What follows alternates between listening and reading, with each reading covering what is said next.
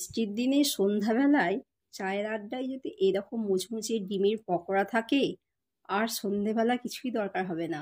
আপনারা অবশ্যই কিন্তু একবার বাড়িতে ট্রাই করবেন, আপনাদের যথেষ্ট ভালো লাগবে। এরকম মুচমুচে ক্রিস্পি ডিমের পকোড়া। আজকের রেসিপি ডিমের পকোড়া। আপনারা দেখছেন Sadia's kitchen with village food. ডিমের পকোড়া, আমি এখানে দুটো ডিম নিয়েছি। ডিমটাকে পিস করে নেব। আমি ডিমটাকে এবার ছোটো করে কেটে নেব।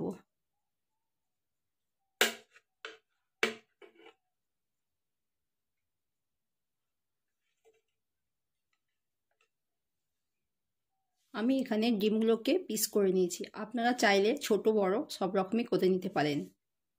আমি একটা পাত্র নিয়েছি, ওর মধ্যে 1 কাপ বেসন দিয়ে দেব, 2 চামচ কর্নফ্লাওয়ার দেব,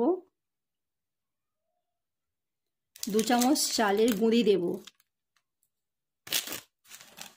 এই চালের গুঁড়ি আর কর্নফ্লাওয়ার দিলে পকোড়াটা খুব মুচমুচে হবে। 1 চামচ আদা রসুনের পেস্ট দিলাম, চিলি ফ্লেক্স দেব, হলুদের গুঁড়ো দিলাম, লঙ্কার গুঁড়ো দেব, লবণ দেব, বিট লবণ দেব, কাশ্মীরি রেড চিলি পাউডার দিলাম কালারের জন্য, ধনে গুঁড়ো দিলাম, জিরে গুঁড়ো দিলাম, গোলমরিচের গুঁড়ো দিলাম, গরম মশলার গুঁড়ো দিলাম, চাট মশলা দিলাম, অল্প একটু আজওয়ানকে হাতে মলছে দিলাম ফ্লেভারের জন্যে, ধনে পাতা কুচি দিলাম, লঙ্কা কুচি দিলাম। এবার আমি এটাকে ভালো করে মাখিয়ে নেব। অল্প অল্প করে জল দেব, দিয়ে একটা থকথকে ব্যাটার তৈরি করে নেব।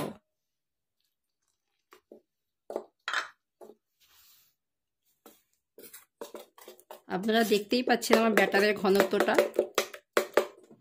আপনাদের যদি ভিডিওটা ভালো লাগে লাইক কমেন্ট শেয়ার সাবস্ক্রাইব করবেন। পাশে থাকা বেল বাটনটিতে একটি ক্লিক করে দেবেন, যাতে পরবর্তী ভিডিও দিলে নোটিফিকেশানটা আপনাদের কাছে পৌঁছে যায়। দেখুন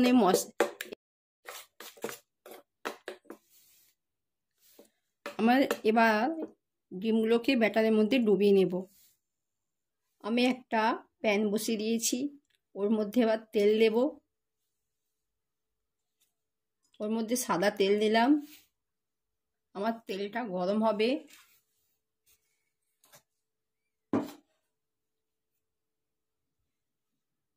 দেখুন আমার তেলটা গরম হয়ে গেছে। ওর মধ্যে আমি একটা ডিম দিলাম। ভালো করে মশলাটাকে ওর মধ্যে মাখিয়ে নেব।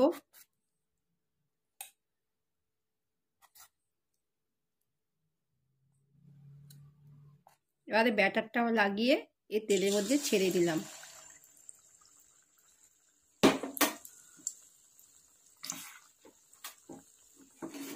আমি আবারও একটা দিয়ে দিলাম।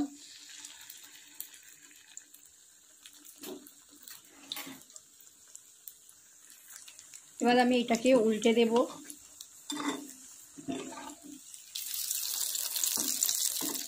লাল লাল করে ভেজে নেবেন। এই ডিমের পকোড়াটা খুব টেস্টফুল হয়, আপনারা অবশ্যই কিন্তু বাড়িতে একবার ট্রাই করবেন। আমি এবার এটাকে তুলে নেব। এইভাবে লাল লাল করে আপনারা ভেজে নেবেন। আমি আবারও একটা দিয়ে দিলাম। এই চালের গুঁড়িটা অবশ্যই দেওয়ার চেষ্টা করবেন। চালের গুঁড়ি আর কর্নফ্লাওয়ার দিলে জিনিসটা খুব মুচমুচে হয়।